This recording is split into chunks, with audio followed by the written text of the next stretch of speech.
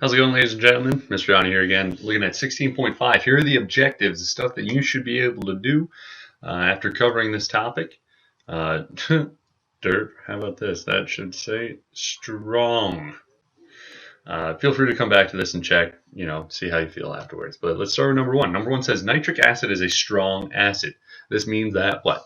So the question's basically asking is what's it mean to be strong? A strong acid or a strong base? And I'll just jump the gun right now. It completely dissolves. So a strong acid or a strong base completely breaks up into its ions when dissolved in water. That's what makes it strong. All right.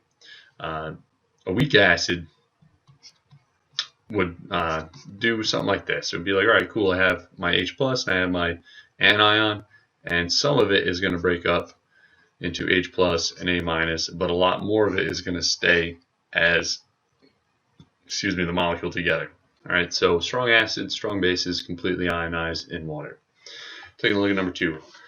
Of the following acids, blank is not a strong acid. So this is a low-level kind of question. You need to know which one of these things are strong, which one of them is not, right? You just need to kind of know this one, commit it to memory. And HNO2 is not a strong acid. The rest of them are. Right? We got sulfuric acid, we have nitric acid, we got, what's that? Perchloric acid? Anyway, it's a strong acid, and then we have hydrochloric acid. So all those are strong acids except for A. All right, so number three, we're looking to get into some math here. It says the Ka of hypochlorous acid, HClO, is this number. All right.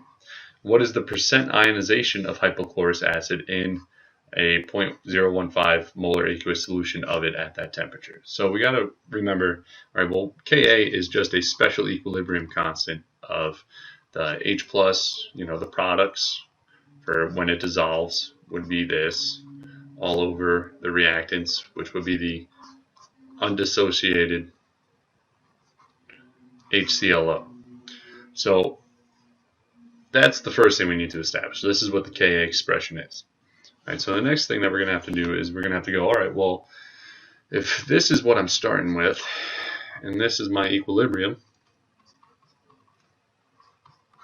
then how much stuff dissociated? I got to figure out, well, how much of it actually broke apart. Well, if I know Ka, I can do a little math, right? I can do like an icebox kind of problem. I started with 0.015 molar of that stuff, no H plus, no ClO minus.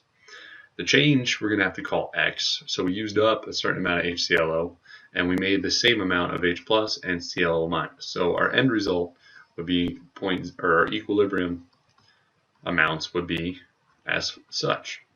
So next thing that we're going to want to do is we're going to plug in these values into our Ka expression. So we get Ka equals X times X all over 0.015 minus X. And now we know everything except for X. So what we're going to want to do is we're going to want to solve it and rearrange this like a, what's those things called? Quadratic equation. Yeah.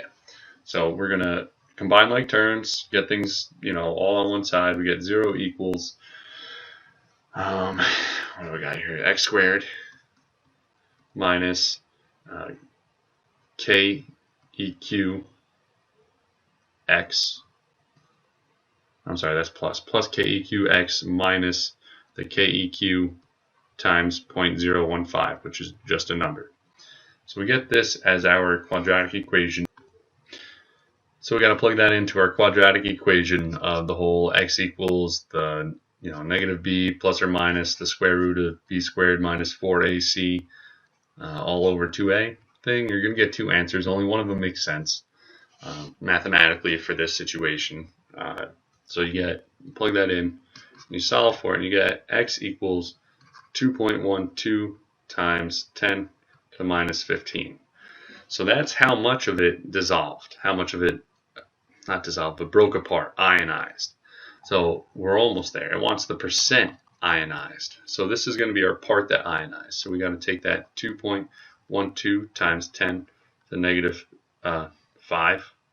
I'm sorry if I said 15 earlier, I lied. It should just be negative 5.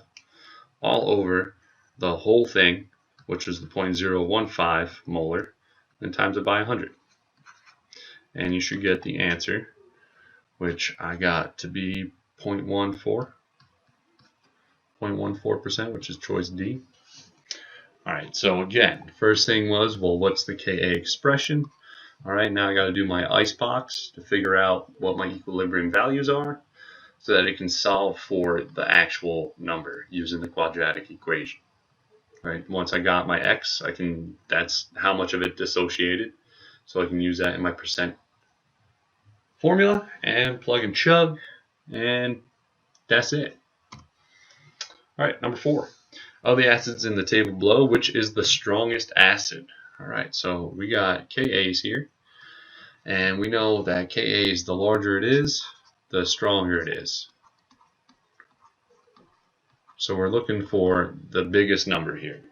Now what's going to throw you off a little bit is, first, you might be tempted just to look at those first numbers, but that's not what you should look at first. What you should look at first is it's times 10 to the what. So we're looking at those numbers.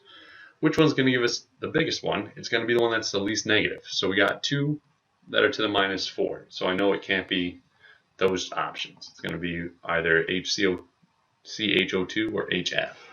Now since you have the same scientific notation set up, now you can look at that first number. All right, well, which one's bigger? Well, HF. That one's bigger. So that one's going to be our strongest acid. All right. Bring questions. See you in class.